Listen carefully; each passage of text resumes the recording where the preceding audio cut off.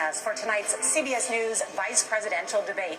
We want to welcome our viewers. I thought on it would have CBS, already started it. Like, so how long is this debate going to be for real? Like, motherfuckers have bedtime. I'm on Eastern time. We ain't on Walz time. I don't know what time Walz on. But he ain't on my time. Oh, they about to start it? They said they didn't shake hands, allegedly. They just shook hands. They just shook hands, okay. They were saying they didn't shake hands. They waited to shake hands when the cameras was out there. They're like, we only gonna do this one time. One time, so they can't say we ain't do it. Candidate will be allowed 2 minutes for rebuttal. Then each candidate will get another minute to make further points, with an additional 1 minute each at the discretion of the moderator. The primary role of the moderators is to facilitate the debate between the candidates, enforce the rules, and provide the candidates with the opportunity to fact-check claims made by each other. CBS News reserves the right to mute the candidates' microphones to maintain decorum. We have not shared the questions or topics with the campaigns. The stage is set. Governor, Senator, these dudes is like, it's two unknowns for real. They unknown for real, so I'm like interested in seeing The this. Middle East is on the brink of war. Americans are suffering. You hear a lot about these dudes, but you don't hear them saying that. And now a labor strike. It's more what I gotta say about dock workers from Maine to Texas are picketing. We're going to begin tonight with the Middle East. Margaret. Thank you, Nora. Earlier today, Iran launched its largest attack yet on Israel, but that attack failed, thanks to joint U.S. and Israeli defensive action. President Biden has What's up, bro? more than Welcome to the debate. 40,000 U.S. military personnel and assets to that region over the past year to try to prevent a regional war. Iran is weakened, but the U.S. still considers it the largest state sponsor of terrorism in the world, and it has drastically reduced the time it would take to develop a nuclear weapon. It is down now to 1 or 2 weeks' time. Governor Walz, if you were the final voice, you just gotta look it up. I'm gonna cover it later. Would you support but yeah, a preemptive strike what was by it? Israel on Iran? Iran. Well, thank you. Iran. So a whole bunch of missiles over there earlier. October 7th. I think they said it was called like mowing the grass or something. Massacred over 1,400 Israelis and took prisoners. Motherfuckers crazy. Crazy in Israel's this world, ability to be able to defend itself Just is be glad we at where we getting its hostages back, fundamental, and ending the humanitarian crisis in Gaza. But the expansion of Israel and its proxies is an absolute fundamental a whole bunch of them, necessity for the United States to have the steady whole leadership there. bunch You of them, saw bro. it experienced today, where along with our Israeli partners and our coalition, able to stop the incoming attack. But what's fundamental here is that We're gonna steady see this leadership is dosing going to debate. matter. It's clear, and the world saw it on that debate we're gonna stage see a this few weeks dosing ago. debate. A nearly 80-year-old Donald Trump talking about crowd sizes is not what we need in this moment. But it's not just Well, how that. big your It's crowd? those Oh, who they are got closest to they got Donald Trump 55K that on these understand on. how Okay. dangerous he is when the world is this dangerous. His chief of staff, John Kelly, said that he was the most Oh, they flawed human both being on he'd that ever met. shit. And both of his secretaries of defense and his national security advisors They said he both should on be that nowhere near the White House. Now, the person closest to that, Maybe not. Donald Trump, said he's unfit for the highest office. That was Senator Vance. What we've seen out of Vice President Harris is we've seen steady leadership. We've seen a calmness that is able to draw on the coalitions to bring them together. Understanding that our allies matter.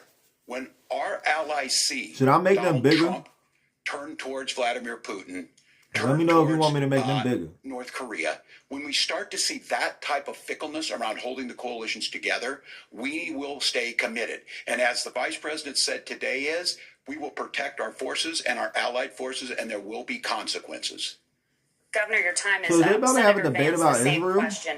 Would you support or oppose a preemptive strike by Israel on Iran? You have 2 minutes. So, Margaret, I want to answer the question. First of all, thanks, Governor. Thanks to CBS for hosting But the debate. they're And not thanks the most president of importantly to Israel. American people Why who are does watching it this say? evening and caring enough about this country to pay attention to this vice presidential debate. I want to answer the question, but I want to actually give an introduction to myself a little bit because I recognize a lot of Americans don't know who either one of us are.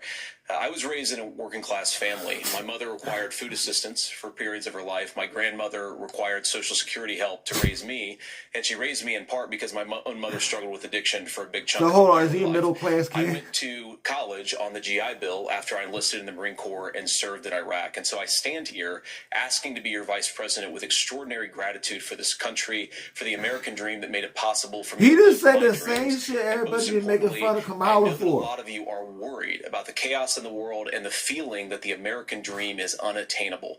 I want to try to convince you Well, tonight like, my over the next mom's a 90 dope minutes fiend. Can that you if we vote get for me? better leadership in the White House, if we get Donald Trump back in the White House, the American dream is going to be attainable once again.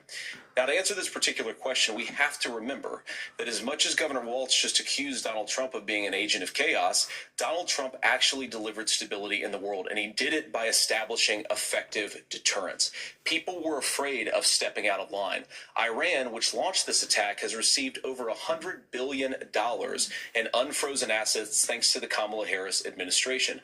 What do they use that money for? They use it to buy weapons that they're now launching against our allies, and God forbid, potentially launching against the United States as well.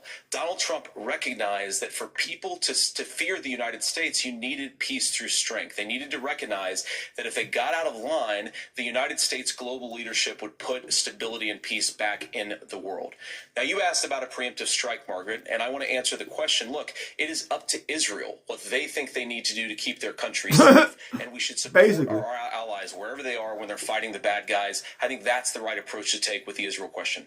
You Thank might you, be Senator. looking at it a little Governor bit. Walz, I do you don't know. care to respond to Nothing. any of No the comment. allegations? Well, No look, comment. Donald Trump was in office. We'll sometimes hear I'm not the revisionist debaters. history, but No when Donald comment. Trump was in office. It was Donald Trump who we had a coalition of nations that had boxed Iran's nuclear program in, the inability to advance it. Donald Trump pulled that program and put nothing else in its place. So Iran is closer to a nuclear weapon than they were before because of Donald Trump's fickle leadership. And when Iran shot down an American aircraft in international airspace, Donald Trump tweeted, because that's the standard diplomacy of Donald Trump. And when Iranian missiles did fall near U.S. troops and they received traumatic brain injuries, Donald Trump wrote it off as headaches. Look, our allies understand that Donald Trump is fickle. He will go to whoever has the most flattery or where it makes sense to him. Steady leadership like you witnessed today, like you witnessed in April. Both Iranian attacks were repelled. Our coalition is strong, and we need the steady leadership that Kamala Harris is providing. Senator Vance, the U.S. did have a diplomatic deal with Iran to temporarily pause parts of its nuclear program, and President Trump did exit that deal. He recently said, just 5 days ago, the U.S. must now make a diplomatic deal with Iran because the consequences are impossible. Did he make a mistake? You have 1 minute. Well, first of all, Margaret, diplomacy is not a dirty word, but I think that's something that Governor Walz just said is quite extraordinary. You yourself just said Iran is as close to a nuclear weapon today as they have ever been. And Governor Walz, you blame Donald Trump. Who has been the vice president for the last 3.5 years? And the answer is your running mate, not mine. Donald Trump consistently made the world more secure. Now, we talk about what the sequence of events that led us to where we are right now, and you can't ignore October the 7th, which I appreciate Governor Walz bringing up. But when did Iran and Hamas and their proxies attack Israel? It was during the administration of Kamala Harris. So Governor Walz can criticize Donald Trump's tweets, but effective, smart diplomacy and peace through strength is how you bring stability back to a very broken world. Donald Trump has already done it once before. Ask yourself at home, when was the last time, I'm 40 years old, when was the last time that an American president didn't have a major conflict break out? The only answer is during the 4 years that Donald Trump was president. Gentlemen, we have a lot to get to. Nora? Margaret, thank you. Let's turn now to Hurricane Helene. The storm could become one of the deadliest on record. More than 160 people are dead and hundreds more are missing. Scientists say climate change makes these hurricanes larger, stronger, and more deadly because of the historic rainfall. Senator Vance, according to CBS So News, hold polling, on, 7 though. in 10 None of these Americans, questions have been about more America than yet. 60% of Republicans under the age of 45 favor the U.S. taking steps to try and When reduce is climate y'all change. gonna like address Senator, that? Like what y'all gonna ask a responsibility question about would the us? Trump administration have to try and reduce fuck? the impact of climate change? I'll give you 2 minutes. Sure. So first of all, let's start with the hurricane because it's an unbelievable, unspeakable human tragedy. I just saw today actually a photograph of 2 grandparents on a roof with a 6-year-old child, and it was the last photograph ever taken of them because the roof collapsed and those innocent people lost their lives. And I'm sure Governor Walz joins me in saying our hearts go out to those innocent people, our prayers go out to them, and we want as robust and aggressive as a federal response as we can get to save as many lives as possible, and then of course afterwards to help the people in those communities rebuild. I mean, these are communities that I love. Some of them I know very personally in Appalachia, all across the Southeast. They need their government to do their job. And I thought you from Ohio, when though. Donald Trump is president again, the government will put the citizens of this country first when they suffer from a disaster. And Nora, you asked about climate change. Ohio was this is a very Appalachian. important issue. Look, a lot of people are justifiably worried about all these crazy weather patterns. I think it's important for us, first of all, to say Donald Trump and I support clean air, clean water. We want the environment to be cleaner and safer. But one of the things that I've noticed some of our Democratic friends talking a lot about is a concern about carbon emissions, this idea that carbon emissions drives all of the climate change.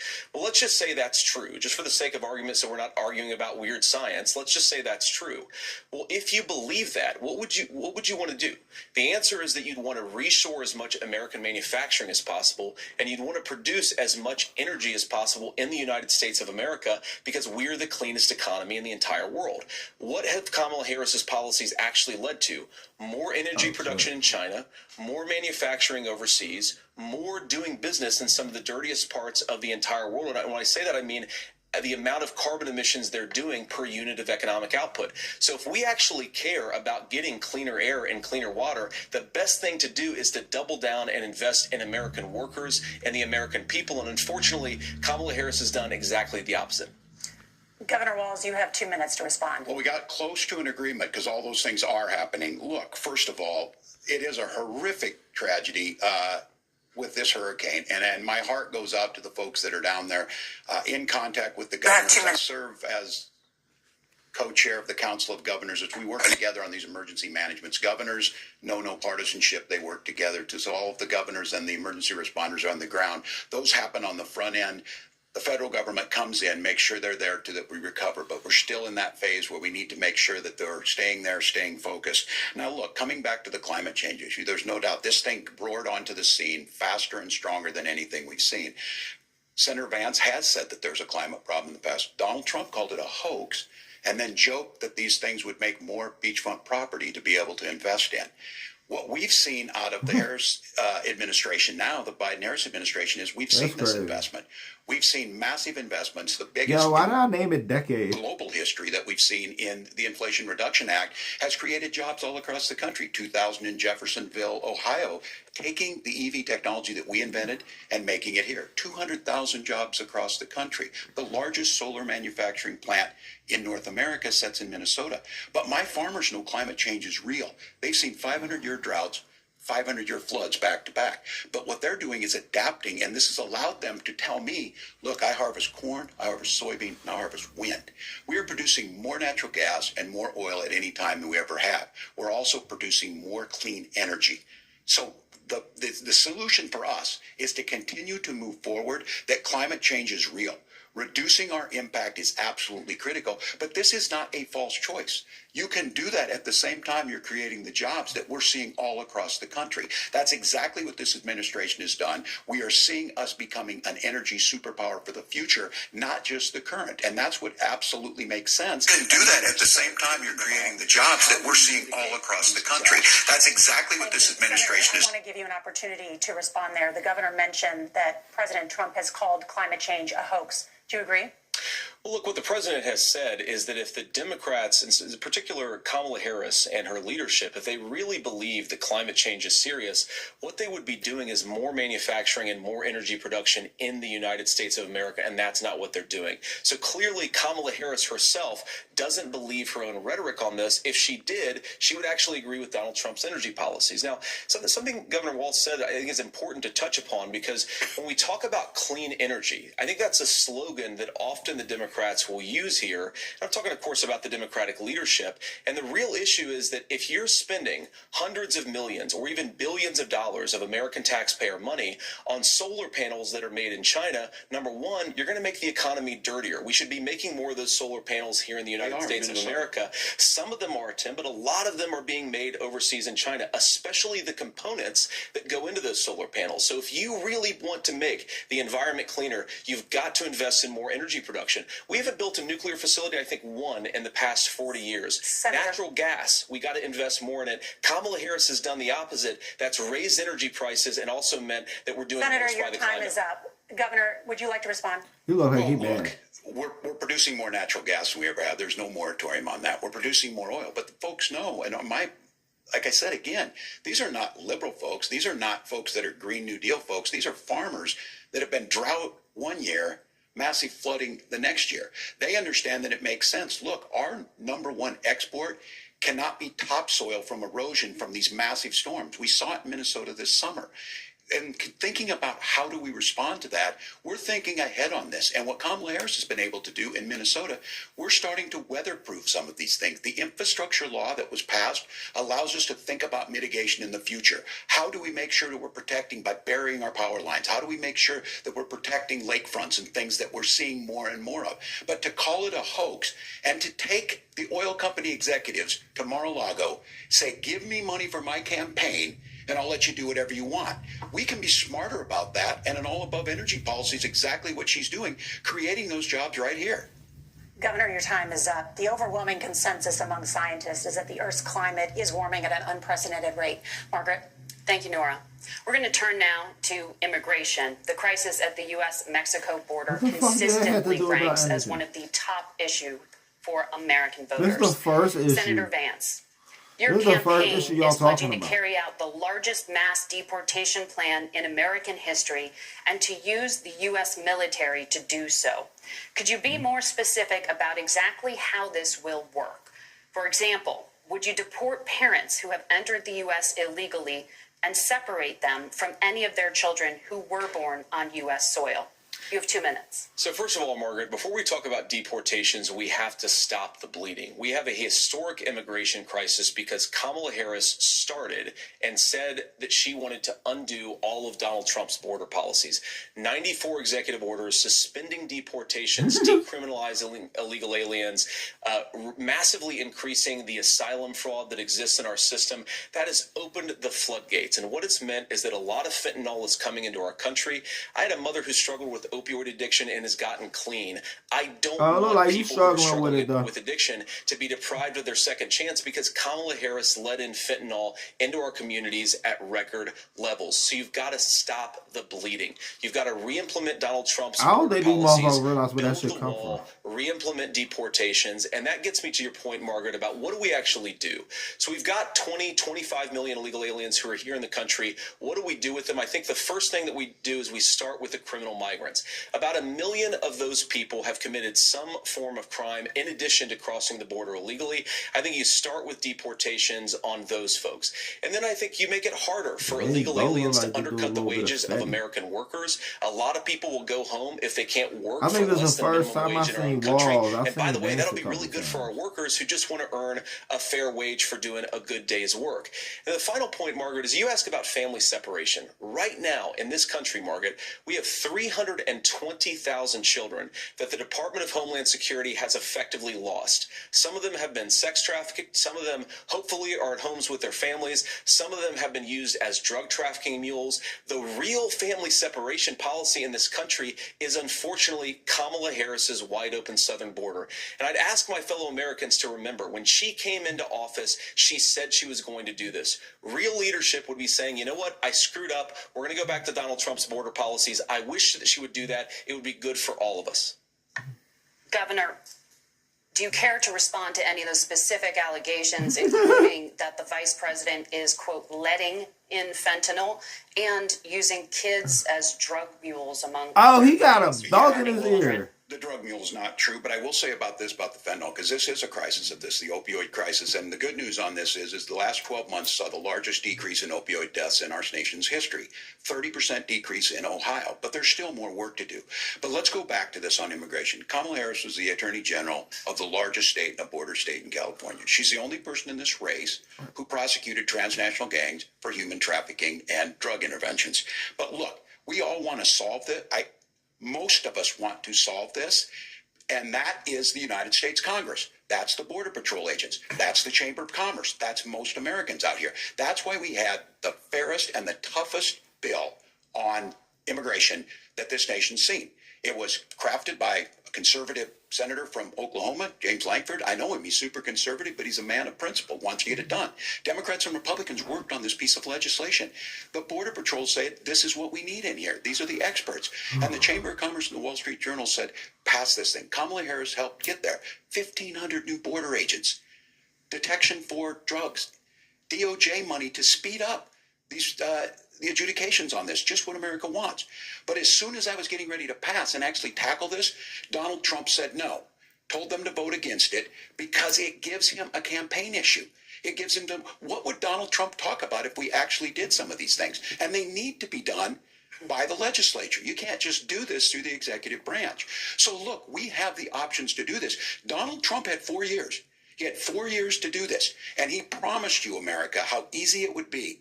I'll build you a big, beautiful wall, and Mexico will pay for it. Less than 2% of that wall got built, and Mexico didn't pay a dime. But here we are again, 9 years after he came down that escalator, dehumanizing people and telling them what he was going to do. As far as the deportation plan, at one point, Senator Vance said it was so unworkable to be laughable. So that's where we're at. Pass the bill, she'll sign it. Governor, your time is up. Senator, the question was, will you separate parents from their children, even if their kids are U.S. citizens? You have 1 minute. Margaret, my point is that we already have massive child separations thanks to Kamala Harris's open border. And I didn't accuse Kamala Harris of inviting drug mules. I said that she enabled the Mexican drug cartels to operate freely in this country. And we know that they use children as drug mules. And it is a disgrace, and it has to stop. Look, I think what Tim said just doesn't pass the smell test. For 3 years, Kamala Harris went out bragging that she was going to undo Donald Trump's border policy. She did exactly that. We had a record number of illegal crossings. We had a record number of fentanyl coming into our country.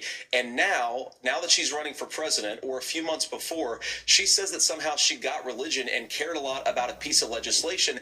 The only thing that she did when she became the vice president, when she became the appointed border czar, was to undo 94 Donald Trump executive actions that opened the border. This problem is leading to massive problems in the United States of America. Parents who can't afford health care, schools that are overwhelmed. It's got to stop, and it will when Donald Trump is president again. Senator, your time is up. Governor, what about our CBS News polling, which does show that a majority of Americans, more than 50%, support mass deportations? Look, we fix this issue with a bill that is necessary, but the issue on this is what happens when you don't want to solve it. You demonize it. And we saw this, and Senator Vance, and it surprises me on this, talking about and saying, I will create stories to bring attention to this. That vilified a large number of people who were here legally in the community of Springfield. The Republican governor said, it's not true, don't do it. There's consequences for this. We could come together. Senator Lankford did it. We could come together and solve this if we didn't let Donald Trump continue to make it an issue. And the consequences in Springfield were the governor had to send state law enforcement to escort kindergartners to school. I believe Senator Vance wants to solve this, but by standing with Donald Trump and not working together to find a solution, it becomes a talking point. And when it becomes a talking point like this, we dehumanize and villainize other human beings. Tim, Governor, your time is up. Senator, I'll give you 1 minute, but let me just ask you the question first. The governor has made the point, and I think as a sitting lawmaker, you know that Congress controls the purse strings and any funding. So you have said repeatedly I feel like they're that just going to talk Donald about what Trump they want. would, through executive action, solve this? Do you disagree that Congress controls the purse strings and would need to support many of the changes that you would actually want to implement? You have 1 minute. Look, Margaret, first of all, the gross majority of what we need to do at the southern border is just empowering law enforcement to do their job. I've been to the southern border more than our borders are. Kamala Harris has been. And it's actually heartbreaking because the Border Patrol agents, they just want to be empowered to do their job. Of course, additional resources would help, but most of this is about the president and the vice president empowering our law enforcement to say, if you try to come across the border illegally, you've got to stay in Mexico, you've got to go back through proper channels. Now, Governor Walz brought up the community of Springfield, and he's very worried about the things that I've said in Springfield. Look, in Springfield, Ohio, and in communities all across this country, you've got schools that are overwhelmed. You've got hospitals that are overwhelmed. You've got housing that is totally unaffordable because we brought in millions of illegal immigrants to compete with Americans for scarce homes. The people that I'm most worried about in Springfield, Ohio, are the American citizens who have had their lives destroyed by Kamala Harris's open border. It is a disgrace, Tim. And I actually I agree with you. I think you want to solve this problem, but I don't think that Kamala Harris does. Senator, your time is up. Governor, you have 1 minute to respond. Yeah. Well, it is law enforcement that asked for the bill. They helped craft it. They're the ones that supported it. That's because they know we need to do this. Look, this issue of continuing to bring this up, of not dealing with it, of blaming migrants for everything. On housing, we could talk a little bit about Wall Street speculators buying up housing and making them less affordable, but it becomes a blame. Look, this bill also gives the money necessary to adjudicate. I agree. It should not take 7 years for an asylum claim to be done. This bill gets it done in 90 days.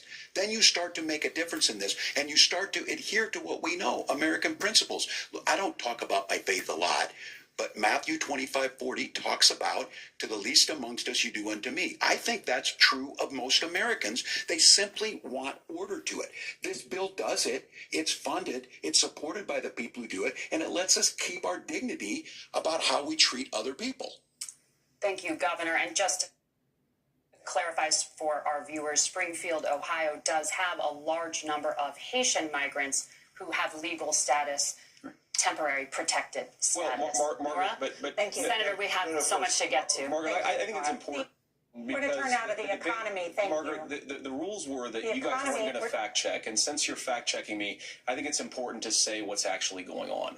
So there's an application called the CBP One app, where you can go on as an illegal migrant, apply for asylum or apply for parole, and be granted legal status at the wave of a Kamala Harris open border wand. That is not a person coming in, applying for a green card and waiting for 10 years. That is the facilitation of illegal immigration, Margaret, by our own Thank you, Senator, for describing the legal process. We have so much to get to, Senator. Those laws have been on the books since 1990. Thank you, gentlemen. The We want to CBP One app has not been on the books since 1990. It's something that Kamala Harris Matthew 25:40 the audience states, can't and the mics new are cut. We have so much we want to get to. Thank you for explaining the legal process. Nora. Thank you, Margaret. Matthew The economy is 24. a Well, top y'all can see concern it. for voters. Each of your campaigns has released an economic plan, so let's talk about the specifics. Governor Walz, Vice President Harris unveiled a plan that includes billions in tax credits for manufacturing, housing, and a renewed child tax credits for manufacturing, housing, and a renewed child tax credit. The Wharton School says your proposals will increase the nation's deficit by $1.2 trillion. How would you pay for that without ballooning the deficit? Governor, I'll give you 2 minutes. Yeah, thank you. And Kamala Harris and I do believe in the middle class because that's where we come from. We both grew up in that. We understand. So those of you out there listening tonight, you're hearing a lot of stuff back and forth, and it's good. It's healthy. That's what this is supposed to happen. You should be listening. How's this going to impact me? The bold forward plan that Kamala Harris put out there is talking about this housing issue. The one thing is there's 3 million new houses proposed under this plan with down payment assistance on the front end to get you in a house. A house is much more than just an asset to be traded somewhere. It's foundational to where you're at. And then making sure that the things you buy every day, whether they be prescription drugs or other things, that there's fairness in that. Look, the $35 insulin is a good thing, but it costs $5 to make insulin. They were charging $800 before this law went into effect. As far as the housing goes, I've seen it in Minnesota. 12% more houses in Minneapolis, prices went down on rent 4%. It's working. And then making sure What? tax cuts go to the middle class. $6,000 child tax credit, we have one in Minnesota, reduces childhood poverty by a third. We save money in the long run, and we do the right thing for families. And then getting businesses off the ground. The law as it stands right now is $5,000 tax credit for small business, increasing that to $50,000. Now, this is a philosophical difference between us. Donald Trump made a promise, and I'll give you this. He kept it. He took folks from Mar-a-Lago, said, you're rich as hell, I'm going to give you a tax cut. He gave the tax cuts that predominantly went to the top class. What happened there was an $8 trillion increase in the national debt, the largest ever. Now he's proposing a 20% consumption or sales tax on everything we bring in. Everyone agrees, including businesses, it would be destabilizing it, it would increase inflation and potentially lead to a recession. Look, this is simple for you. Where are we going? Kamala Harris has said to do the things she wants to do, we'll just ask the wealthiest to pay their fair share. When you do that, our system works best, more people are participating in it, and folks have the things that they need. Senator, I want to give you a moment to respond on that. But similarly, the Wharton School has done an analysis of the Trump plan and says it would increase the nation's deficit by $5.8 trillion. My question is the same for you. How do you pay for all that without ballooning the deficit? I'll give you 2 minutes. Well, first of all, you're going to hear a lot from Tim Walz this evening, and you just heard it in the answer. A lot of what Kamala Harris proposes to do, and some of it, I'll be honest with you, it even sounds pretty good. Here's what you won't hear, is that Kamala Harris has already done it. Because she's been the vice president for 3.5 years. She had the opportunity to enact all of these great policies, and what she's actually done instead is drive the cost of food higher by 25%, drive the cost of housing higher by about 60%, open the American southern border and make middle-class life unaffordable for a large number of Americans. If Kamala Harris has such great plans for how to address middle-class problems, then she ought to do them now. Not when asking for a promotion, but in the job the American people gave her 3.5 years ago. And the fact that she isn't tells you a lot about how much you can trust her actual plans. Now, Donald Trump's economic plan is not just a plan, but it's also a record. A lot of those same economists attack Donald Trump's plans, and they have PhDs, but they don't have common sense and they don't have wisdom. Because Donald Trump's economic policies delivered the highest take-home pay in a generation in this country, 1.5% inflation, and to boot, peace and security all over the world. So when people say that Donald Trump's economic plan doesn't make sense, I say look at the record. He delivered rising take-home pay for American workers. Now, Tim admirably admits that they want to undo the Trump tax cuts. But if you look at what was so different about Donald Trump's tax cuts, even from previous Republican tax cut plans, is that a lot of those resources went to giving more take-home pay to middle-class and working-class Americans. It was passed in 2017, and you saw an American economic boom unlike we've seen in a generation in this country. That is a record that I'm proud to run on, and we're going to get back to that common sense wisdom so that you can afford to live the American dream again. I know a lot of you are struggling. I know a lot of you are worried about paying the bills. It's going to stop when Donald Trump brings back common sense to this country. Governor, do you want to respond to that? What has Kamala Harris done for the middle class? Yeah, well, Kamala Harris's day one was Donald Trump's failure on COVID that led to the collapse of our economy. We were already before COVID in a manufacturing recession, but 10 million people out of work, largest percentage since the Great Depression. 9 million jobs closed on that. That was day one. Whether it was the Infrastructure Act or other things we moved. Now, you made a question about experts, said this. I've made a note of this. Economists can't be trusted. Science can't be trusted. National security folks can't be trusted. Look, if you're going to be president, you don't have all the answers. Donald Trump believes he does. My pro tip of the day is this. If you need heart surgery, listen to the people at the Mayo Clinic in Rochester, Minnesota, not Donald Trump. And the same thing goes with this. And I ask you out there, teachers, nurses, truck drivers, or whatever, how is it fair that you're paying your taxes every year and Donald Trump hasn't paid any federal tax in the last 15 years and the last year as president? That's what's wrong with the system. There's a way around it, and he's bragged about that. We're just asking for fairness in it, and that's all you want. You have a minute. Governor, you say trust the experts. But those same experts for 40 years said that if we shipped our manufacturing base off to China, we'd get cheaper goods. They lied about that. They said if we shipped our industrial base off to other countries, to Mexico and elsewhere, it would make the middle class stronger. They were wrong about that. They were wrong about the idea that if we made America less self-reliant, less productive in our own nation, that it would somehow make us better off, and they were wrong about it. And for the first time in a generation, Donald Trump had the wisdom and the courage to say to that bipartisan consensus, we're not doing it anymore. We're bringing American manufacturing back. We're unleashing American energy. We're going to make more of our own stuff. And this isn't just an economic issue. I mean, I've got 3 beautiful little kids at home, 7, 4, and 2. And I love them very much. I hope they're in bed right now.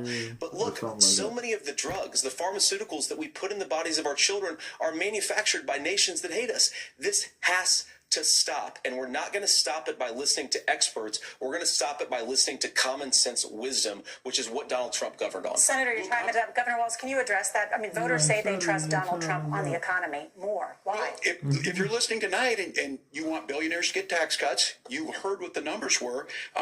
Look, I'm a union guy on this. I'm not a guy who wanted to ship things overseas, but I understand that, look, we produce soybeans and corn. We need to have fair trading partners. That's something that we believe in. I think the thing that most concerns me on this is Donald Trump was the guy who created the largest trade deficit in American history with China.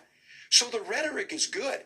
Much of what the senator said right there, I'm in agreement with him on this. I watched it happen too. I watched it to my communities, and we talked about that. But we had people undercutting the right to collectively bargain. We had right to work states made it more difficult. We had companies that were willing to ship it over, and we saw people profit. Folks that are venture capital in some cases, putting money into companies that were overseas. We're in agreement that we bring those home. The issue is Donald Trump is talking about it. Kamala Harris has a record, 250,000 more manufacturing jobs just out of the IRA. May I respond to that? Yes. So appreciate that. So if you notice, what Governor Walz just did is he said, first of all, Donald Trump has to listen to the experts. And then when he acknowledged that the experts screwed up, he said, well, Donald Trump didn't do nearly as good of a job as the statistics show that he did. So what Tim Walz is doing, and I honestly, Tim, I think you got a tough job here, because you've got to play whack-a-mole. You've got to pretend that Donald Trump didn't deliver rising take-home pay, which of course he did. You've got to pretend that Donald Trump didn't deliver lower inflation, which of course he did, and then you simultaneously got to defend Kamala Harris's atrocious economic record, which has made gas, groceries, and housing unaffordable for American citizens. I was raised by a woman who would sometimes go into medical debt so that she could put food on the table in our household. I know what it's like to not be able to afford the things that you need to afford. We can do so much better. To all of you watching, we can get back to an America that's affordable again. We just got to get back to common sense economic principles. I hope we have a conversation on healthcare then. Senator, Governor. Please. Thank you. Margaret? We have a lot to get to ahead, gentlemen, on many topics. But right now, I want to talk about personal qualifications. The vice president is often the last voice the president hears before making consequential decisions. We want to ask you about your leadership qualities. Governor Walz, you said you were in Hong Kong during the deadly Tiananmen Square protests in the spring of 1989.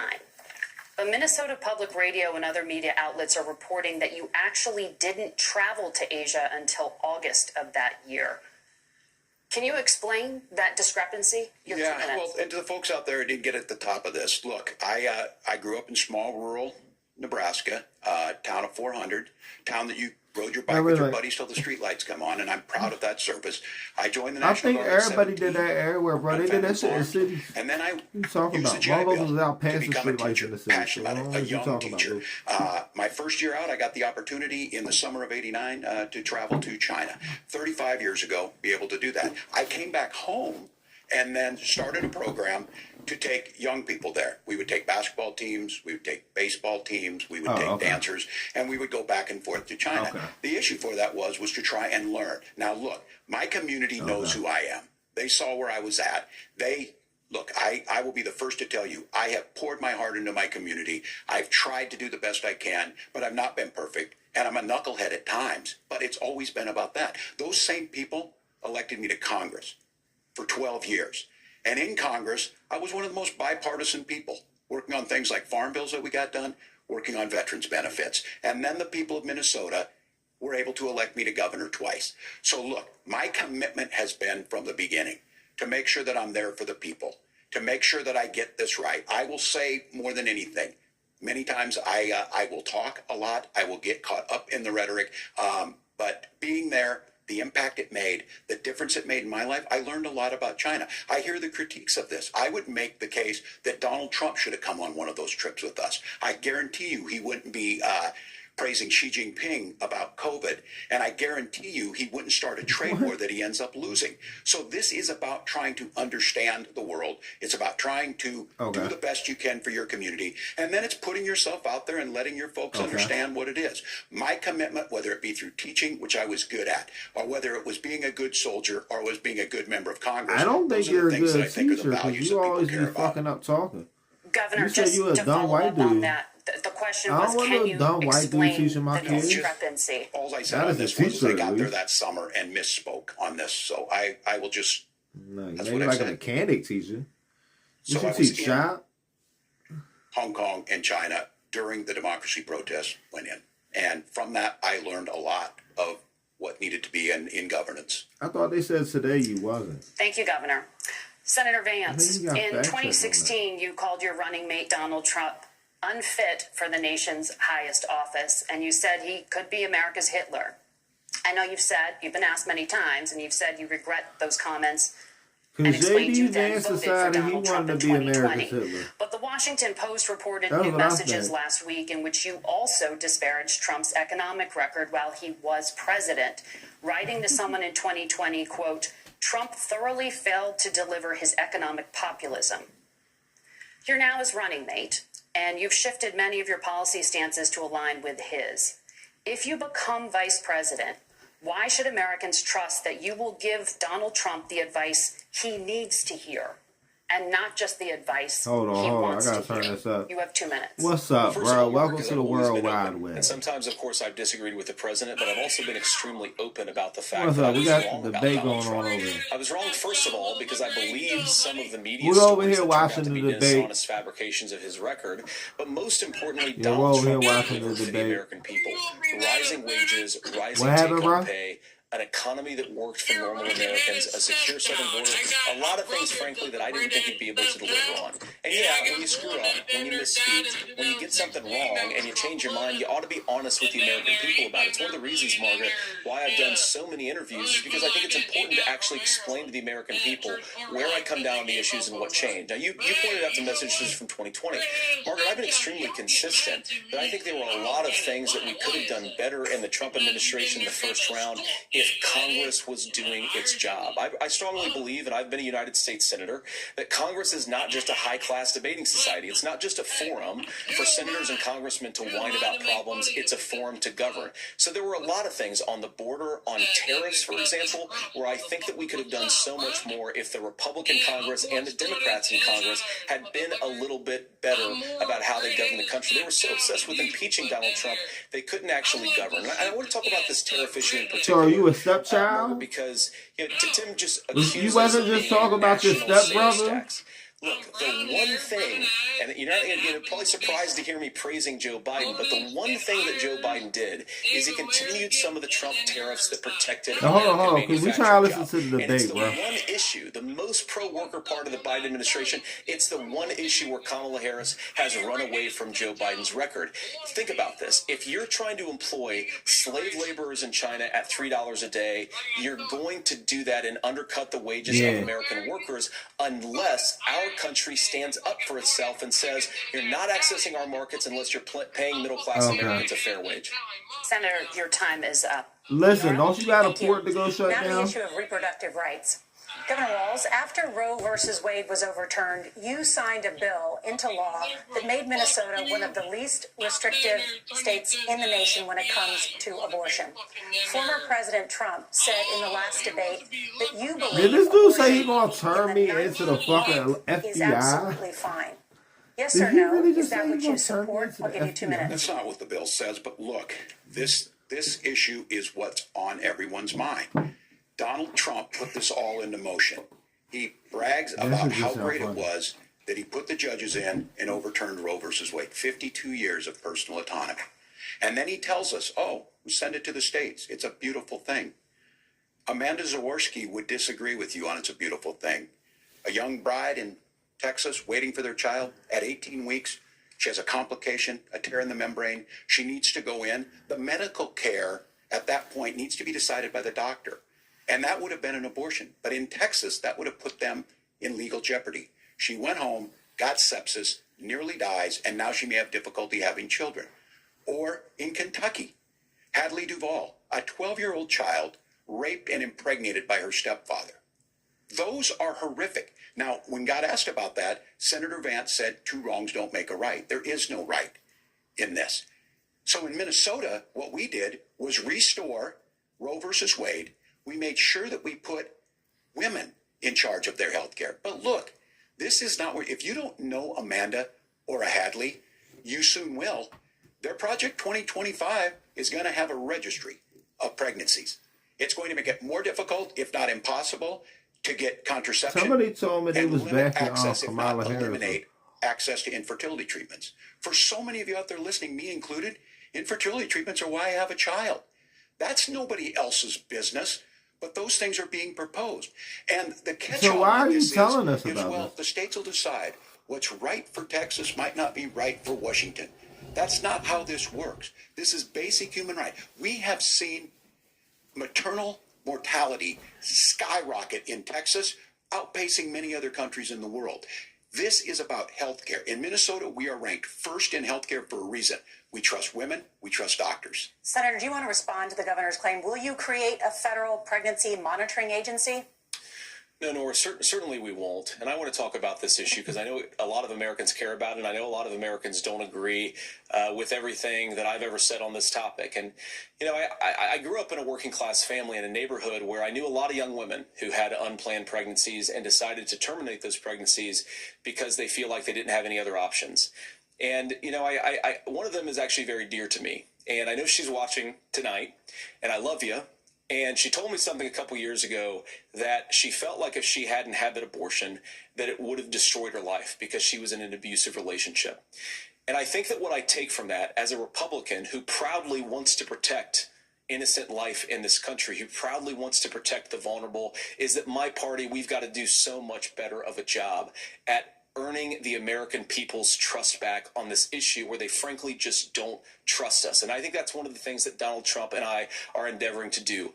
I want us as a Republican Party to be pro-family in the fullest sense of the word. I want us to support fertility treatments. I want us to make it easier for moms to afford to have babies. I want it to make it easier for young families to afford a home so they can afford a place to raise that family. And I think there's so much that we can do on the public policy front just to give women more options.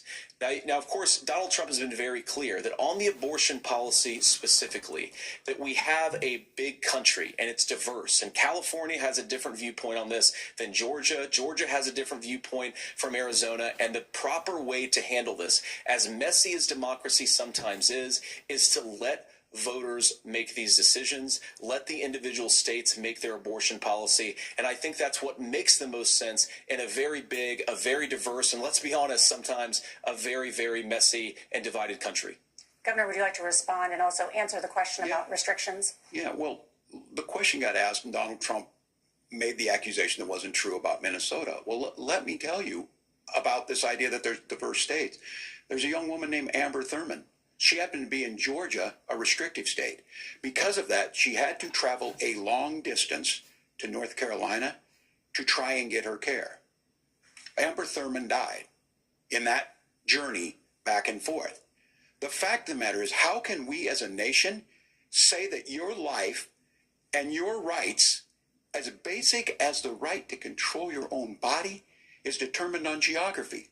There's a very real chance had Amber Thurman lived in Minnesota, she would be alive today. That's why the restoration of Roe versus Wade. When you listen to Vice President Harris talk about this subject and you hear me talk about it, you hear us talking exactly the same. Donald Trump is trying to figure out how to get the political right of this. I agree with a lot of what Senator Vance said about what's happening. His running mate, though, does not, and that's the problem. Governor, your time is up. Senator, let me ask you about that. He mentioned, it was, I think, referring to a national ban. In the past, you have supported a federal ban on abortion after 15 weeks. In fact, you said if someone can't support legislation like that, quote, you are making the United States the most barbaric pro-abortion regime anywhere in the entire world. My question is, why have you changed your position? Well, Nora, first of all, I never supported a national ban. I did when I was running for Senate in 2022 talk about setting some minimum national standard. For example, we have a partial birth abortion ban in place in this country at the federal level. I don't think anybody's trying to get rid of that, or at least I hope not, though I know that Democrats have taken a very radical pro-abortion stance. But Nora, one of the things that changed is in the state of Ohio, we had a referendum in 2023, and the people of Ohio voted overwhelmingly, by the way, against my position. And I think that what I learned from that, Nora, is that we've got to do a better job at winning back people's trust. So many young women would love to have families. So many young women also see an unplanned pregnancy as something that's going to destroy their livelihood, destroy their education, destroy their relationships. And we have got to earn people's trust back. And that's why Donald Trump and I are committed to pursuing pro-family policies, making childcare more accessible, making fertility treatments more accessible, because we've got to do a better job at that. And that's what real leadership is. Governor, your response. I'm going to respond on the pro-abortion piece of that. No, we're not. We're pro-women.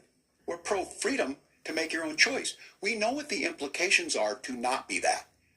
Women having miscarriages, women not getting the care, physicians feeling like they may be prosecuted for providing that care.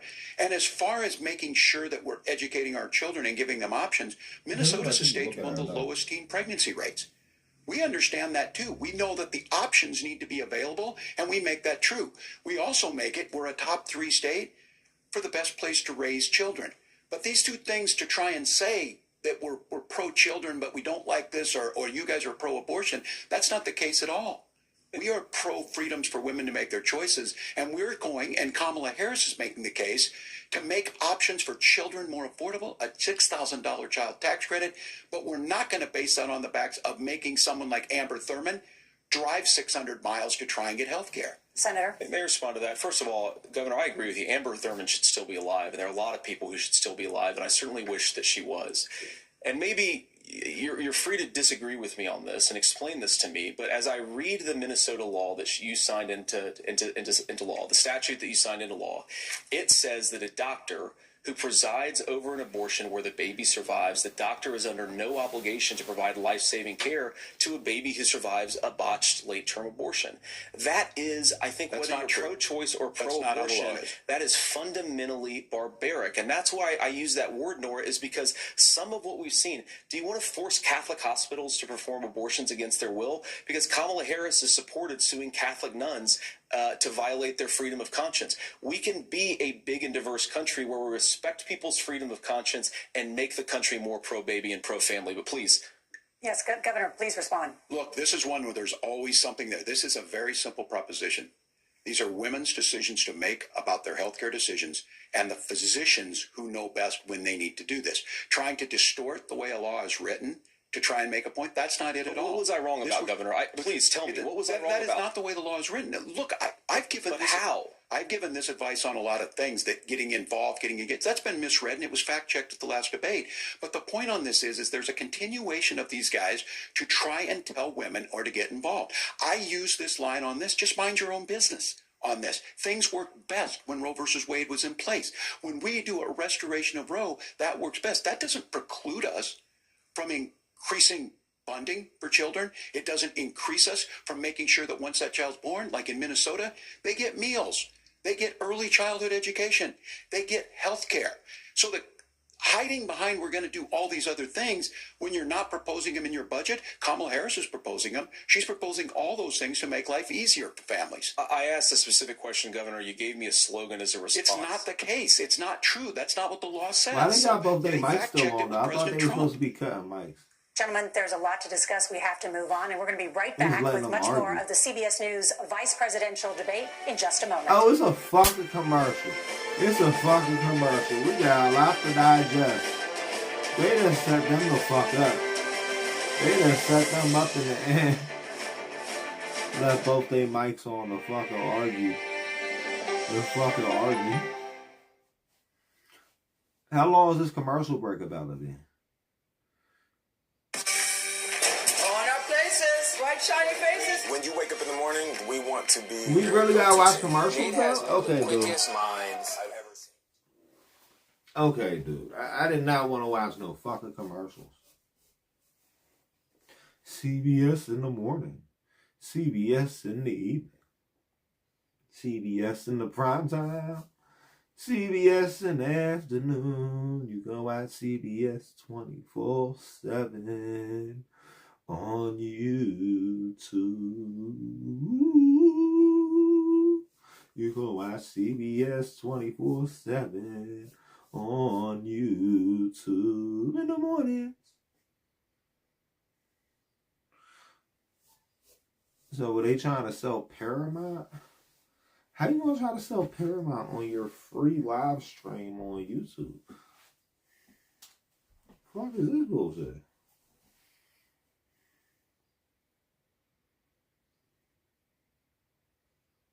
What is this?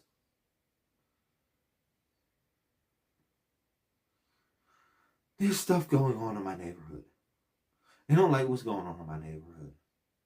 I feel like I want to vote for Kamala Harris so I can fix what's going on in my neighborhood. Her and Tim Walz, I feel like they'll stop the climate change in my neighborhood. Because if you can stop the climate change, you can stop the crime. And if you can stop the crime, you can stop the suffering. And if you can stop the suffering, you can stop the hunger.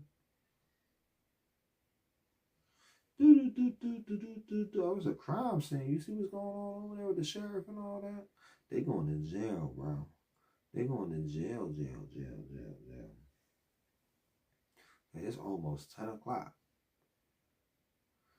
So I think, yeah, I'd rather start doing from like 9 to 10.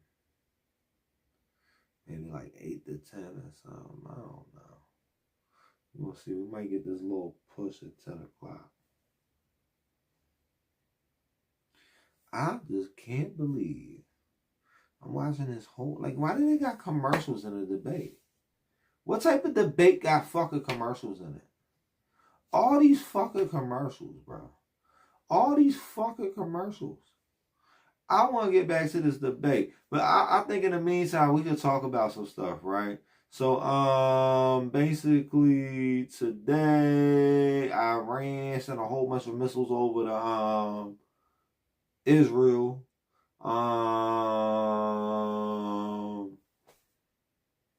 Oh, they said Diddy was touching little boys, like baby boys. And, yeah, baby boy, no Jody.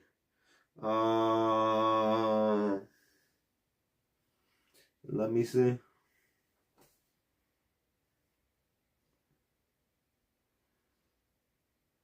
There's a lot of stuff going on. It's just like too much stuff to like just pull off the top of my brain, guys.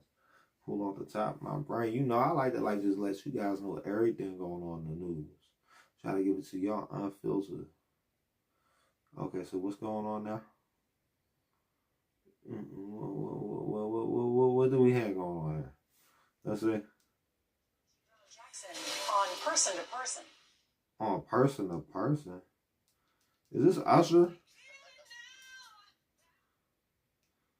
Hold on. Okay, so they got a lot of celebrities on that joint. Okay. I don't know half of these celebrities. I think that was John Legend. Now, who the fuck that honky is? We back in for the debate.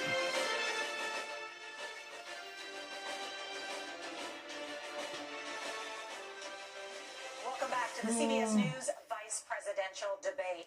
We want to turn now to America's gun violence epidemic. The leading cause of death for children and teens in America is by firearms. Senator Vance, you oppose most gun legislation that Democrats claim would curb gun violence. You oppose red flag gun laws and legislation to ban certain semi-automatic rifles, I'm going to make a including sandwich AR-15s. real quick, guys. So let me ask you, There ain't no sense earlier in me this being year, hungry for the or first whatever. I time, usually like the eat my parents one meal of a for the school day. shooter were Like, convicted of involuntary manslaughter and sentenced to 10 sandwich. years in prison.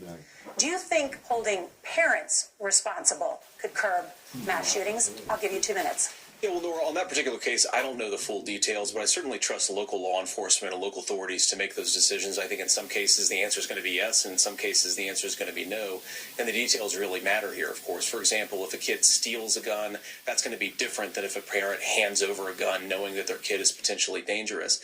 But look, I want to just sort of speak as a father of 3 beautiful little kids, and our oldest is now in 2nd grade.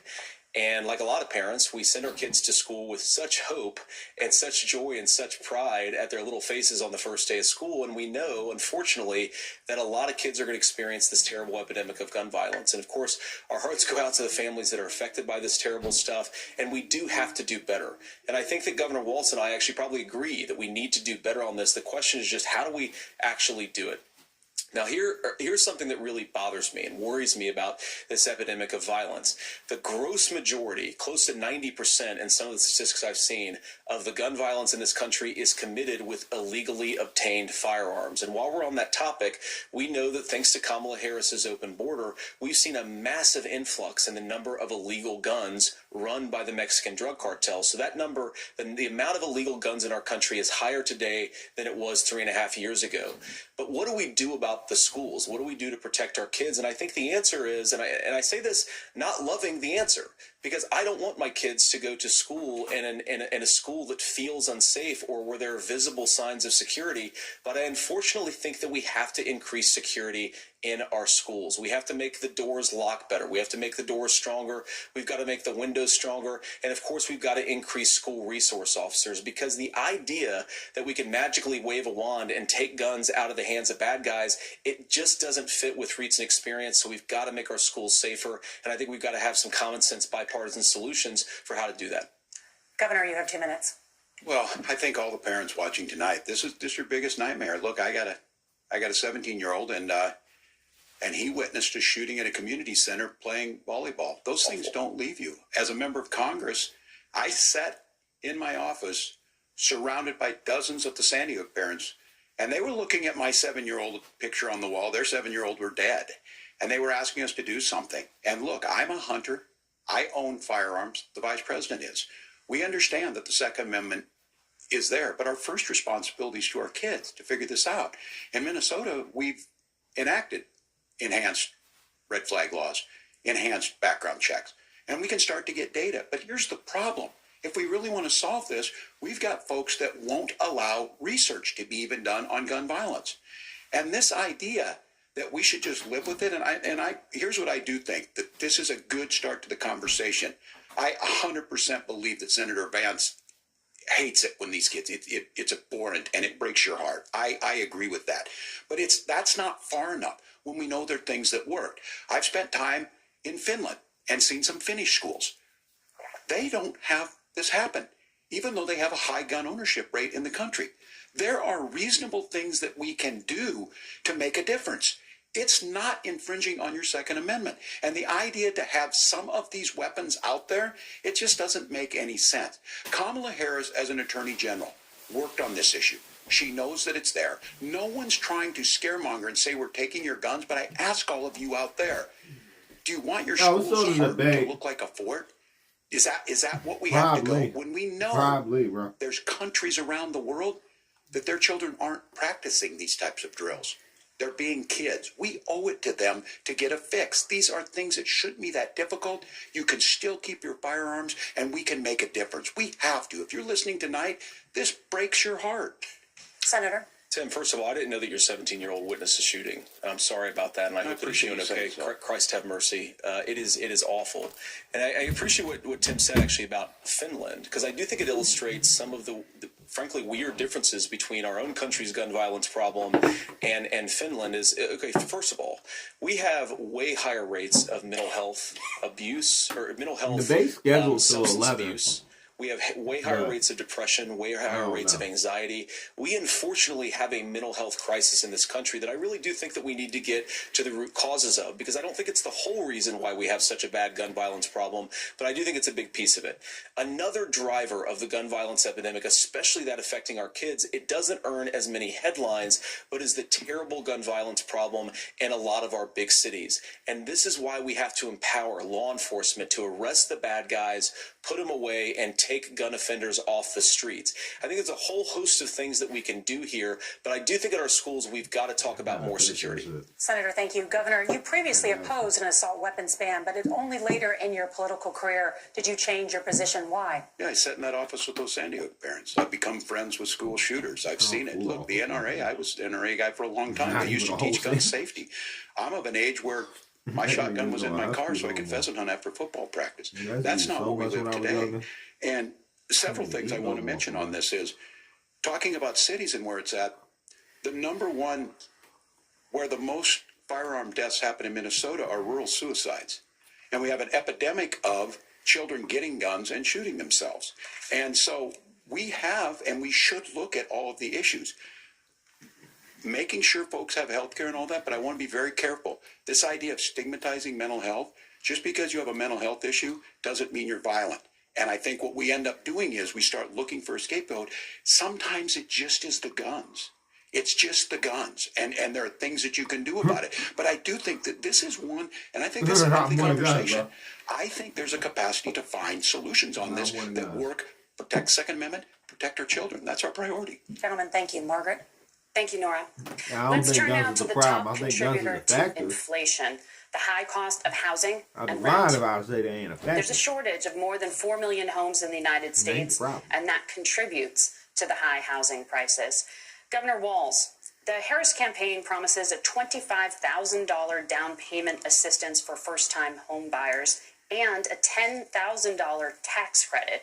They also promise to build 3 million new homes. Where are you building these homes, and won't handing out that kind of money just drive up prices higher? No, it's not handing out. First, let me say this issue of housing, and I think those of you listening on this, the problem we've had is that we've got a lot of folks that see housing as another commodity. It can be bought up, it can be shifted, it can be moved around. Those are not folks living in those houses. Those of you listening tonight, that house is a big deal. I bought and owned one house in my life. My mom still lives in the house where I was. And when I think of a house, I'm thinking of Christmas services after midnight mass where you go with your family. We need to make it more affordable. And one of the things, as I said, this program that the vice president is pushing forward and bringing a new way of approaching this is something we're doing in Minnesota from that lead. We in the state invested in making sure our housing was the biggest investment that we'd ever made in housing.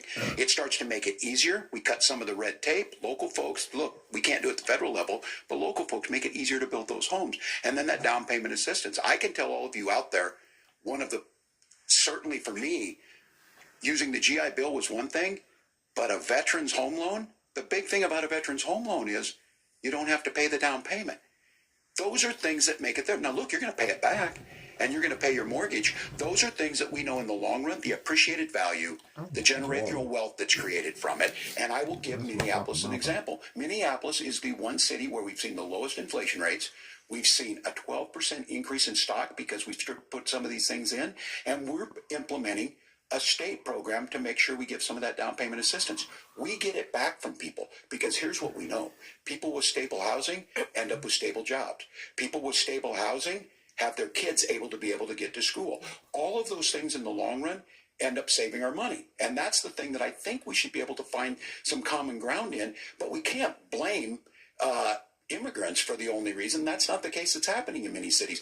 The fact of the matter is that we don't have enough naturally affordable housing, but we can make sure that the government's there to help kickstart it, create that base. Governor, your time is up. Senator Vance, as far as your campaign's position, the promise is to seize federal lands to build homes, remove regulation, provide tax breaks, and cut back on immigration, which you say pushes up prices.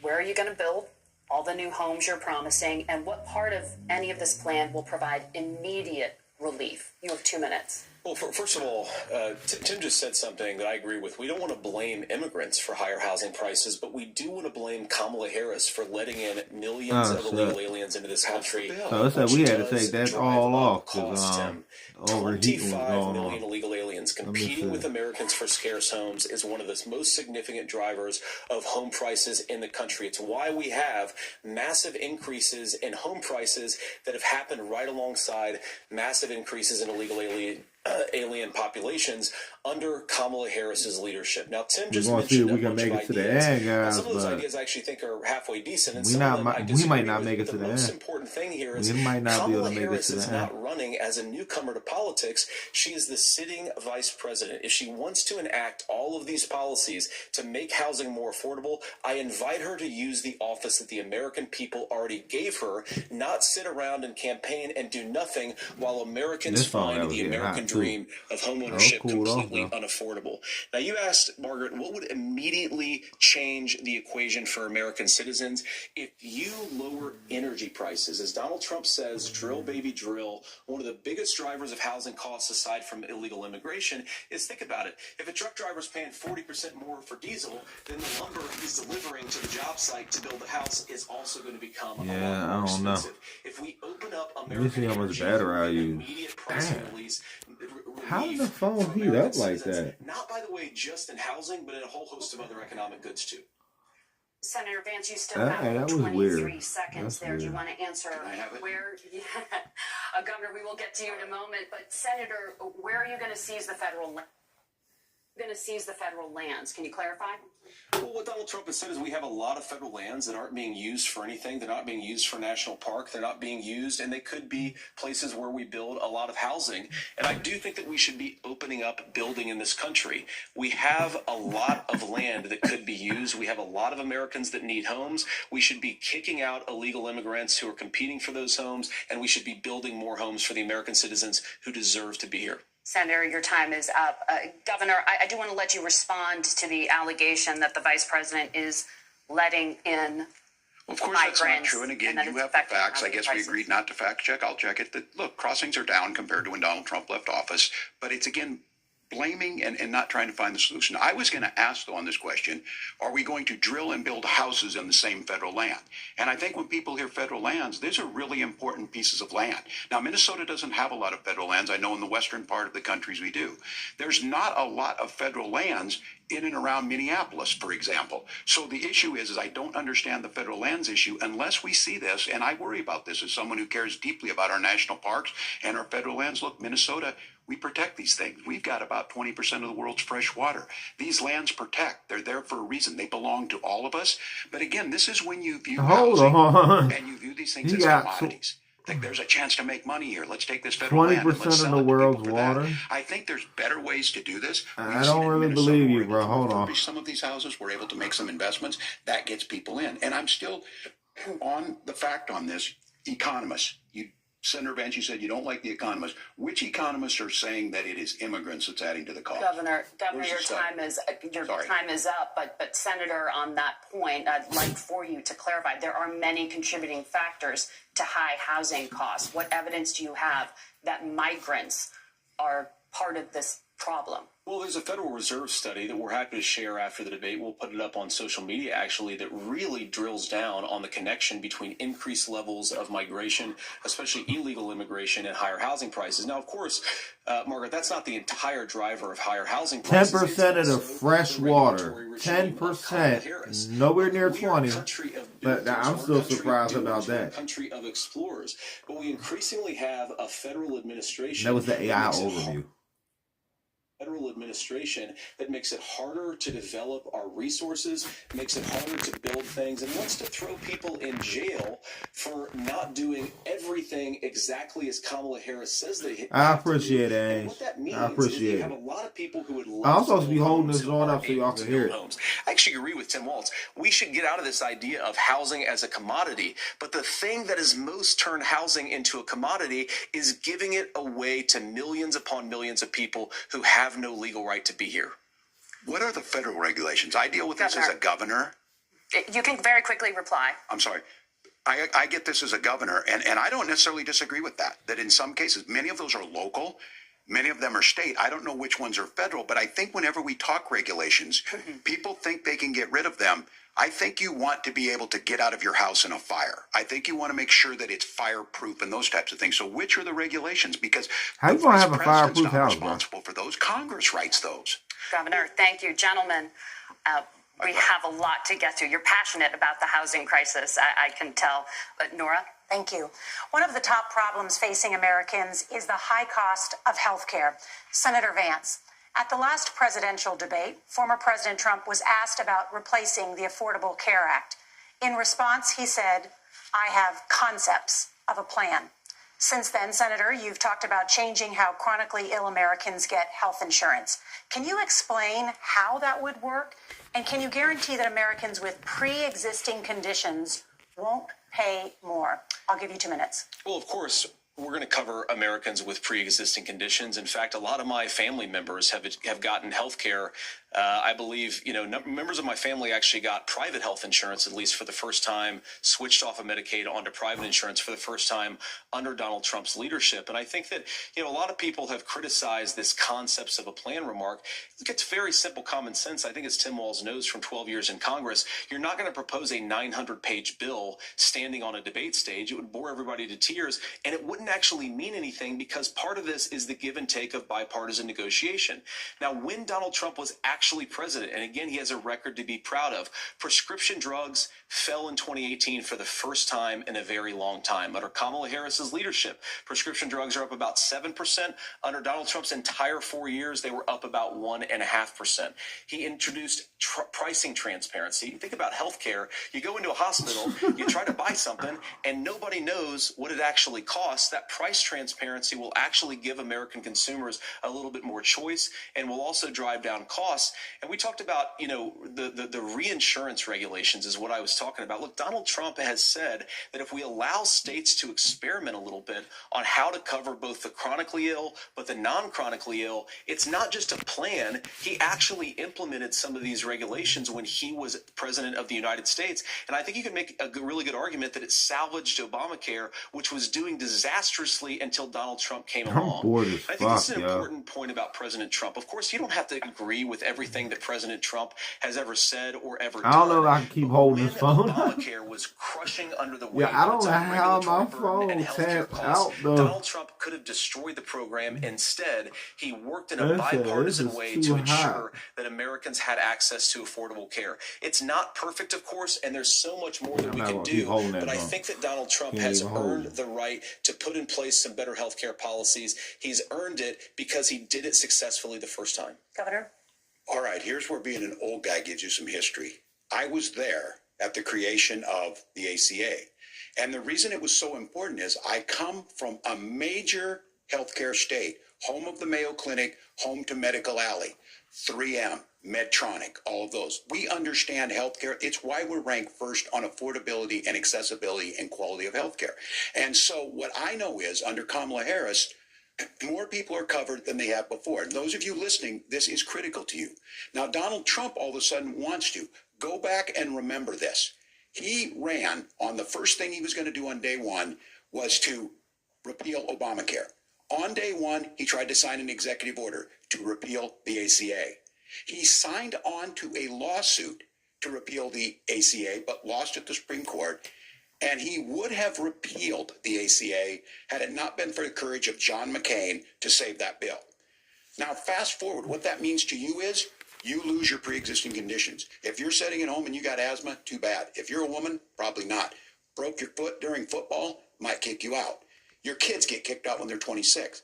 Kamala Harris negotiated drug prices for the first time with Medicare. We have 10 drugs that will come online, the most common ones that'll be there. But look, this issue, and when Donald Trump said, I've got a concept of a plan, it cracked me up as a fourth grade teacher because my kids would have never given me that. But what Senator Vance just explained might be worse than a concept, because what he explained is pre-Obamacare. And I'll make this as simple as possible because I have done this for a long time. What they're saying is, if you're healthy, why should you be paying more? So what they're going to do is let insurance companies pick who they insure, because guess what happens? You pay your premium, it's not much. They figure they're not going to have to pay out to you. But those of you a little older, gray, got cancer, you're going to get kicked out of it. That's why the system didn't work. Kamala Harris will protect and enhance the ACA. Governor, thank you. Senator, you have not yet explained how you would protect people with pre-existing conditions or laid out that plan.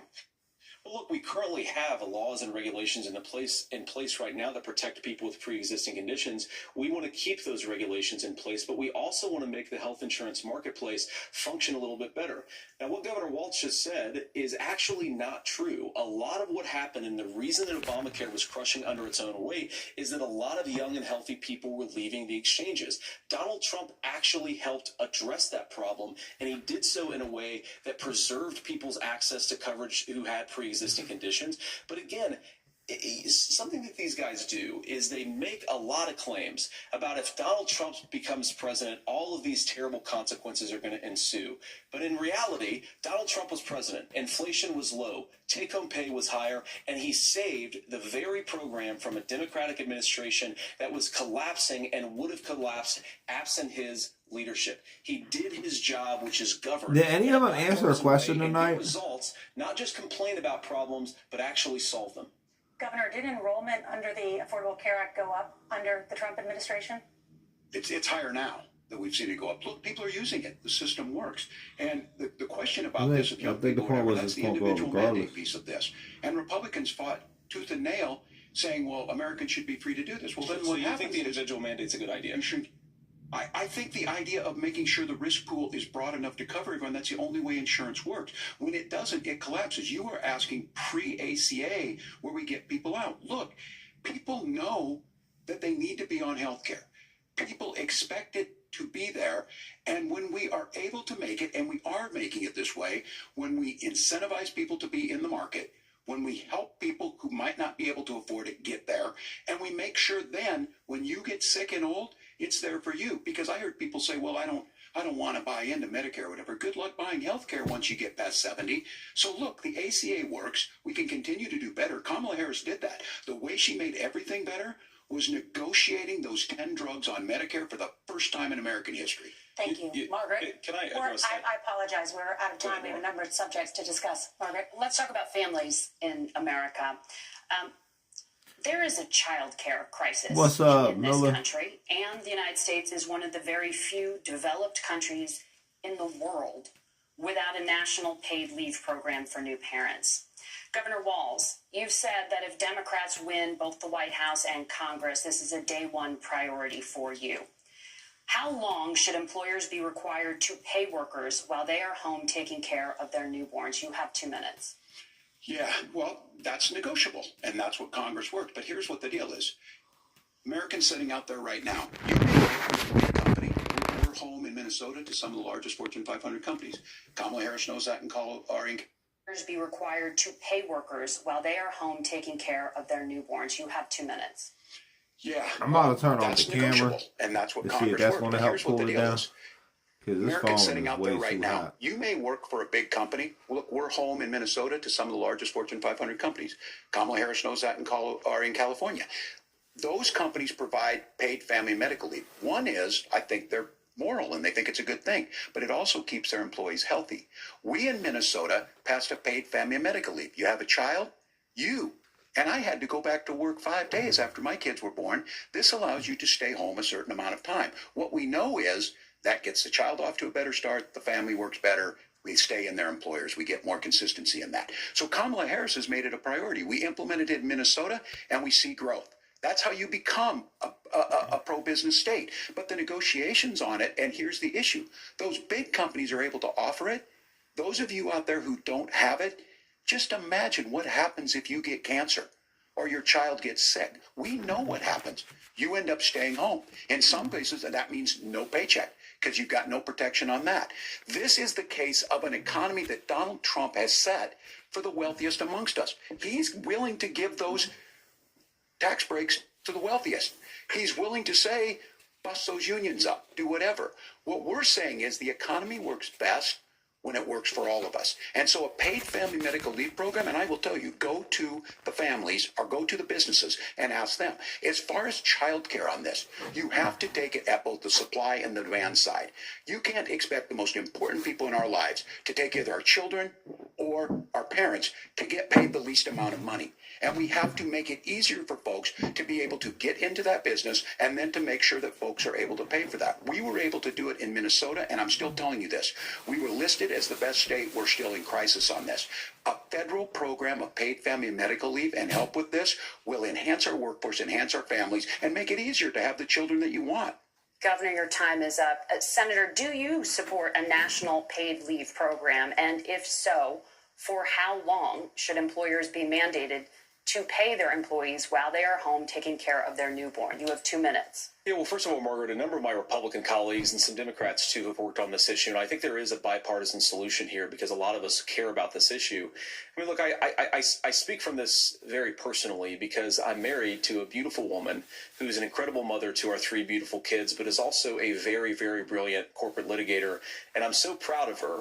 But being a working mom, even for somebody with all of the advantages of my wife, is extraordinarily difficult. And it's not just difficult from a policy perspective. She actually had access to paid family leave because she worked for a bigger company. But the cultural pressure on young families and especially young women, I think makes it really hard for people to choose the family model they want. A lot of young women would like to go back to work immediately. Some would like to spend a little time home with the kids. Some would like to spend longer at home with the kids. We should have a family care model that makes choice possible. And I think this is a very important substantive difference between Donald Trump and Kamala Harris's approach. I mean, look, if you look at the federal programs that we have that support paid family leave right now, the Community Development Block Grant, and there's another block grant program that spends a lot of money from the federal government. These programs only go to one kind of child care model. Let's say you'd like your church maybe to help you out with child care. Maybe you live in a rural area or an urban area and you'd like to get together with families in your neighborhood to provide child care in the way that makes the most sense. You don't get access to any of these federal monies. We want to promote choice in how we deliver family care and how we promote child care because, look, it is unacceptable. And, you know, of course, Tim and I have been on the campaign trail a lot the past 7 or 8 weeks. And one of the biggest complaints I hear from young families is people who feel like they don't have options, like they're choosing between going to work or taking care for their kids. That is an incredible burden to put on American families. We're the only country that does it. I think we could do a heck of a lot better. Senator, thank you. You have also said, Senator Vance, many things about the American family. The Federal Reserve says parents will spend nearly as much on child care as they do on housing each month. So I want to get your thoughts on this. President Trump recently said, as much as child care is talked about as being expensive, it's relatively speaking not very expensive compared to the kinds of numbers we'll be taking in.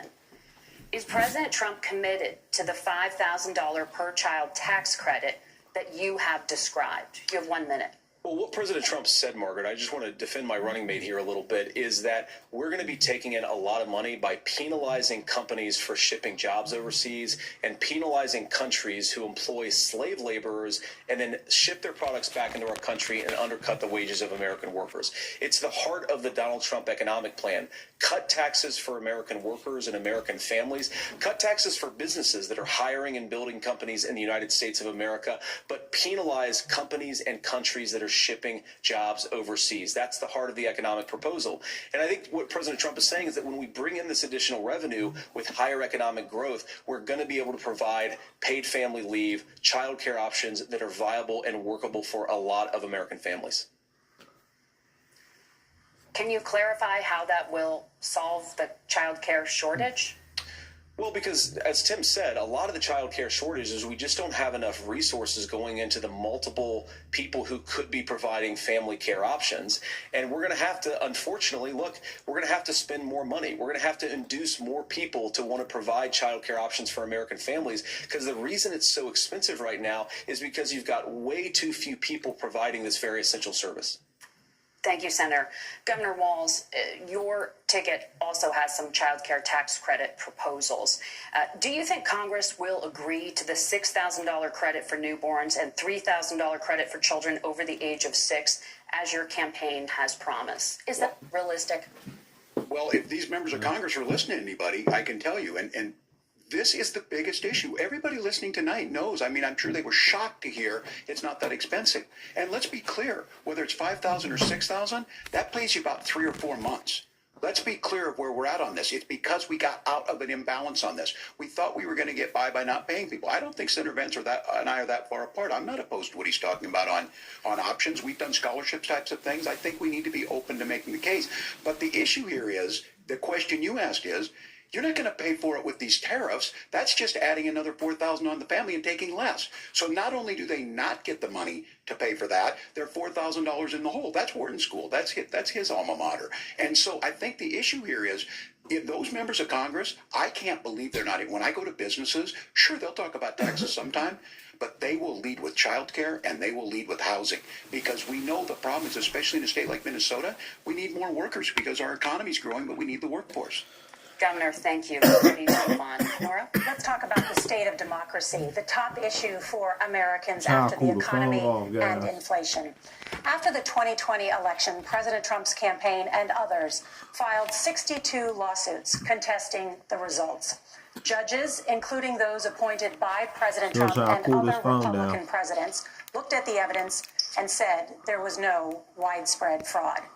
The governors of every state in the nation, Republicans and Democrats, certified the 2020 election results and sent a legal slate of electors to Congress for January 6th. Senator Vance, you have said you would not have certified the last presidential election and would have asked the states to submit alternative electors. That has been called unconstitutional and illegal. Would you again seek to challenge this year's election results, even if every governor certifies the results? I'll give you 2 minutes. Well, Nora, first of all, I think that we're focused on the future. We need to figure out how to solve the inflation crisis caused by Kamala Harris's policies, make housing affordable, make groceries affordable, and that's what we're focused on. But I want to answer your question because you did ask it. Look, what President Trump has said is that there were problems in 2020, and my own belief is that we should fight about those issues, debate those issues peacefully in the public square, and that's all I've said, and that's all that Donald Trump has said. Remember, he said that on January the 6th, the protesters ought to protest peacefully. And on January the 20th, what happened? Joe Biden became the president. Donald Trump left the White House. And now, of course, unfortunately, we have all of the negative policies that have come from the Harris-Biden administration. I believe that we actually do have a threat to democracy in this country, but unfortunately, it's not the threat to democracy that Kamala Harris and Tim Walz will talk about. It is the threat of censorship. It's Americans casting aside lifelong friendships because of disagreements over politics. It's big technology companies silencing their fellow citizens. And it's Kamala Harris saying that rather than debate and persuade her fellow Americans, she'd like to censor people who engage in misinformation. I think that is a much bigger threat to democracy than anything that we've seen in this country in the last 4 years, in the last 40 years. Now, I'm really proud, especially given that I was raised by two lifelong blue-collar Democrats, to have the endorsement of Bobby Kennedy Jr. and Tulsi Gabbard, lifelong leaders in the Democratic coalition. And of course, they don't agree with me and Donald Trump on every issue. We don't have to agree on every issue, but we're united behind a basic American First Amendment principle that we ought to debate our differences. We ought to argue about them. We ought to try to persuade our fellow Americans. Kamala Harris is engaged in censorship at an industrial scale. She did it during COVID. She's done it over a number of other issues, and that to me is a much bigger threat to democracy than what Donald Trump said when he said that protesters should peacefully protest on January the 6th. Governor? Well, I've enjoyed tonight's debate, and I think there was a lot of commonality here, and I'm sympathetic to misspeaking on things, and I think I might have with the senator. But me too, man. There's one though that this one is troubling to me, and I say that because I think we need to tell the story. Donald Trump refused to acknowledge this, and the fact is that I don't think we can be the frog in the pot and let the boiling water go up. He was very clear. I mean, he lost this election, and he said he did. 140 police officers were beaten at the Capitol that day, some with the American flag, several later died. And it wasn't just in there. In Minnesota, a group gathered on the state capitol grounds in St. Paul and said, we're marching to the governor's residence and there may be casualties. The only person there was my son and his dog, who was rushed out crying by state police. That issue, and Mike Pence standing there as they were chanting, hang Mike Pence. Mike Pence made the right decision. So, Senator, it was adjudicated over and over and over. I worked with kids long enough to know, and I said as a football coach, sometimes you really want to win, but the democracy is bigger than winning an election. You shake hands, and then you try and do everything you can to help the other side win. That's what was at stake here. Now, the thing I'm most concerned about is the idea that imprisoning your political opponents, already laying the groundwork for people not accepting this. And a president's words matter. A president's words matter. People hear that. So I think this issue of settling our differences at the ballot box, shaking hands when we lose, being honest about it, but to deny what happened on January 6th, the first time in American history that a president or anyone tried to overturn a fair election and the peaceful transfer of power. And here we are 4 years later in the same boat. I will tell you this, that when this is over, we need to shake hands this election, and the winner needs to be the winner. This has got to stop. It's tearing our country apart. Margaret? Senator Vance, did you want to respond to that? Yeah, well, look, Tim, first of all, it's really rich for Democratic leaders to say that Donald Trump is a unique threat to democracy when he peacefully gave over power on January the 20th, as we have done for 250 years in this country. We are going to shake hands after this debate and after this election. And of course, I hope that we win, and I think we're going to win. But if Tim Walz is the next vice president, he'll have my prayers, he'll have my best wishes, and he'll have my help whenever he wants it. But we have to remember that for years in this country, Democrats protested the results of elections. Hillary Clinton in 2016 said that Donald Trump had the election stolen by Vladimir Putin because the Russians bought like $500,000 worth of Facebook ads.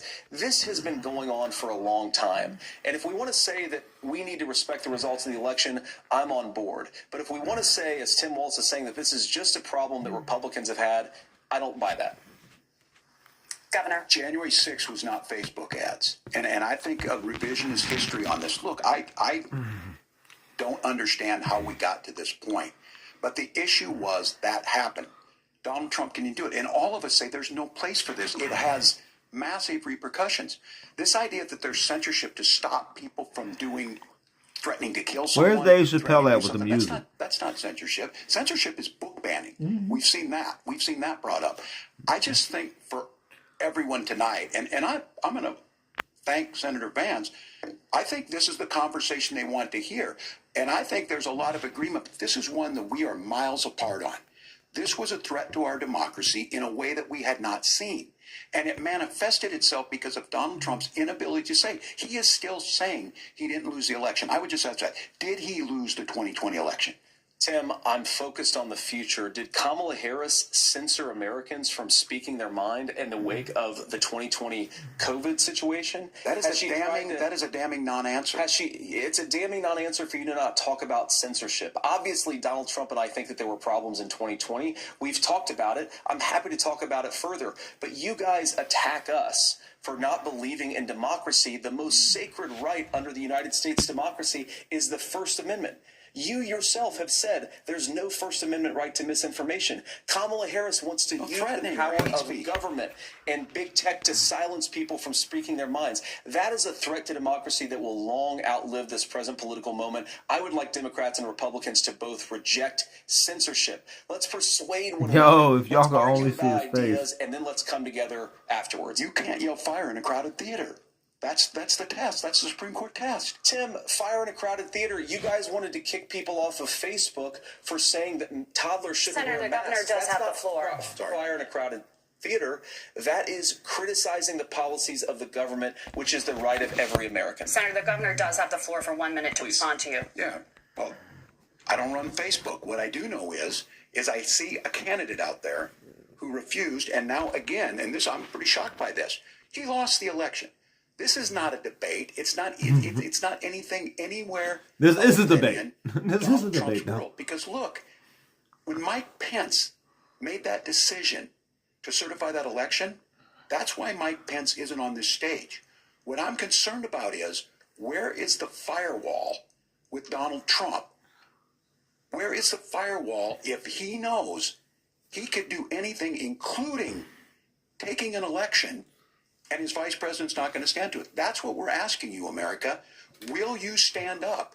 will you keep your oath of office even if the president doesn't? And I think Kamala Harris would agree. She wouldn't have picked me if she didn't think I would do that, because of course that's what we would do. So America, I think you've got a really clear choice on this election of who's going to honor that democracy and who's going to honor Donald Trump. Governor, your time is up. Thank you, gentlemen. We will be right back with both of our candidates. The CBS News vice presidential debate continues. All right, guys, I'm going to end this and put my phone on some ice.